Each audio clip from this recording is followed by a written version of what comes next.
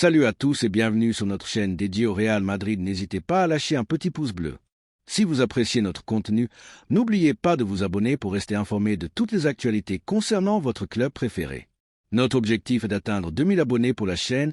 Nous comptons sur vous pour atteindre notre objectif et pour prouver que nous sommes une vraie communauté, et abonnez-vous pour atteindre cet objectif rapidement. Ancelotti prépare l'alignement idéal pour la remontada. Florentino Pérez a promis une importante prime financière en cas de qualification. Découvrez toutes ces nouvelles maintenant. Mais avant, chers madridistas, si vous êtes nouveau ici, je vous demande de vous abonner à la chaîne et de laisser un like sur cette vidéo pour toujours être bien informé de tout ce qui se passe dans le plus grand club du monde. Merci beaucoup. Après avoir subi une défaite écrasante 3-0 lors du match aller des quarts de finale en territoire hostile au nord de Londres, le puissant Real Madrid fait face à un défi monumental. Le match décisif, prévu pour ce mercredi soir au légendaire stade Santiago Bernabéu, promet d'être un spectacle rempli de tension, de courage et de rebondissements potentiellement dramatiques.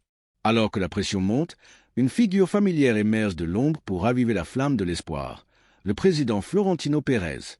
Selon le journal Sport, Pérez a rendu une visite stratégique au vestiaire merengue au stade Mendizosa juste après la victoire difficile 1-0 contre l'Alavés en Liga. Dans un geste calculé mais chargé de symbolisme, le dirigeant s'est adressé personnellement à Kylian Mbappé et aux autres stars de l'équipe, prononçant des paroles fermes et offrant une récompense financière supplémentaire en cas de réalisation de l'exploit héroïque de se qualifier pour les demi-finales de la Ligue des Champions. Si vous parvenez à vous qualifier, vous serez récompensé par le club, a déclaré Pérez avec fermeté dans un discours visant à plus que motiver. Il cherchait à enflammer la fierté et l'ambition d'un groupe habitué aux nuits historiques sous les projecteurs européens. Il est important de noter que ce n'est pas la première fois que le club offre une incitation financière cette saison. Après la victoire retentissante contre l'Atlético de Madrid lors de la phase précédente de la Ligue des Champions, l'équipe avait déjà été récompensée pour son engagement et sa bravoure. Cependant, la situation actuelle impose des exigences encore plus sévères. Le déficit de 3 buts représente un Everest à gravir face à un Arsenal méticuleusement organisé qui sait gérer les avantages et punir les erreurs avec une précision chirurgicale. L'entraîneur Carlo Ancelotti, vétéran des batailles épiques, a eu des conversations fréquentes et intenses avec ses joueurs, cherchant à trouver la formule de la remontada.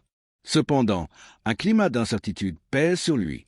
Des rumeurs dans la presse espagnole continuent de remettre en question sa permanence à la fin de la saison, et une élimination précoce dans la compétition la plus prestigieuse du continent pourrait accélérer une issue indésirable. Après le coup dur subi à l'Emirates Stadium, où Arsenal a imposé un catégorique 3-0 au Real Madrid, les Merengues font face à une mission presque mythique. Renverser la situation et réaliser l'une des plus grandes remontadas de l'histoire récente de la Ligue des Champions.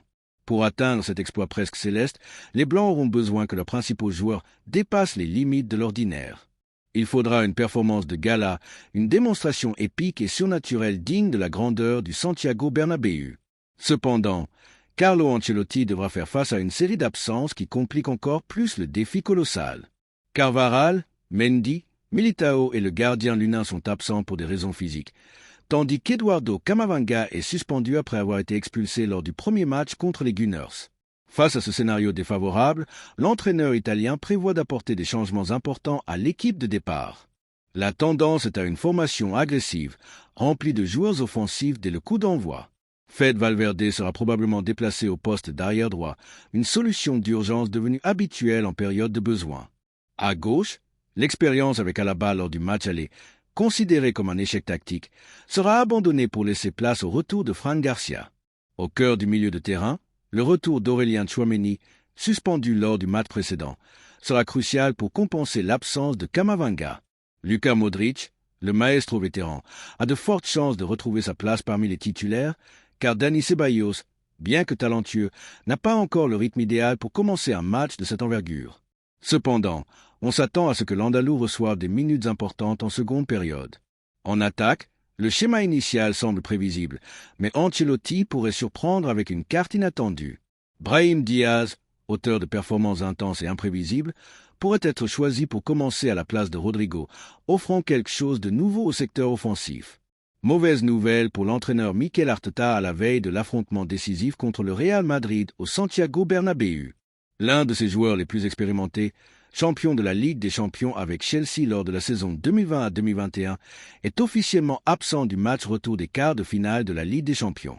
Il s'agit de Jorginho, qui a subi une blessure aux côtes lors du match nul 1-1 contre Brentford samedi en Premier League. Le milieu de terrain italo-brésilien a été remplacé en seconde période après avoir ressenti une douleur et malgré les efforts du personnel médical, il ne se rétablira pas à temps pour affronter les Merengues. Arsenal se rend à Madrid avec une confortable avance de 3 buts obtenus à l'Emirates Stadium, mais l'absence de Jorginho, bien que non considérée comme dévastatrice pour les plans initiaux d'Arteta, qu'il a principalement utilisé comme remplaçant cette saison, pourrait devenir plus significative en fonction de l'état physique de Thomas Partey. Le milieu de terrain ghanéen a également terminé le match contre Brentford avec des douleurs après avoir reçu un coup violent, et sa présence dans la capitale espagnole reste incertaine. Cependant, des sources proches du club londonien se montrent plus optimistes quant à sa récupération, nourrissant l'espoir qu'il puisse être titulaire au milieu de terrain contre le puissant Real Madrid. En cas d'absence de Partey, Arteta pourrait être contraint d'improviser, déplaçant Mikel Merino de la ligne offensive pour agir davantage comme meneur de jeu central. Cela ouvrirait la voie à Leandro Trossard pour assumer le rôle de faux neuf, une position qu'il a déjà occupée à plusieurs reprises cette saison, y compris récemment contre Brentford en raison des absences de Gabriel Jesus et Kai Havertz. Pour ajouter encore plus de piquant à l'ambiance avant la bataille au Bernabéu, des rumeurs en provenance d'Angleterre ont émergé, suggérant que Declan Rice, héros du premier match avec 2 buts sur coup franc, aurait ressenti une gêne musculaire. Bien qu'aucune confirmation officielle n'ait été publiée, la nouvelle s'est rapidement répandue, générant des spéculations, notamment parmi les supporters du Real Madrid, qui soupçonnent une manœuvre psychologique d'Arsenal visant à déstabiliser l'environnement merengue avec des informations floues. Cependant, l'expérience du club espagnol lors des grandes soirées européennes sert de bouclier contre ce type de distraction. Le Real Madrid est aguerri, vacciné contre les jeux mentaux, et c'est que tant que le contraire n'est pas prouvé, Rice sera parmi les 11 joueurs qui entreront sur le terrain dans le chaudron du Bernabéu. Merci d'avoir regardé cette vidéo et j'espère que cette vidéo vous a plu. N'hésitez pas à lâcher un petit pouce bleu, vous abonner à la chaîne et à activer la cloche pour ne rien manquer des prochaines vidéos. On se retrouve demain avec plus d'informations. Passez une bonne journée et à la prochaine. Ciao!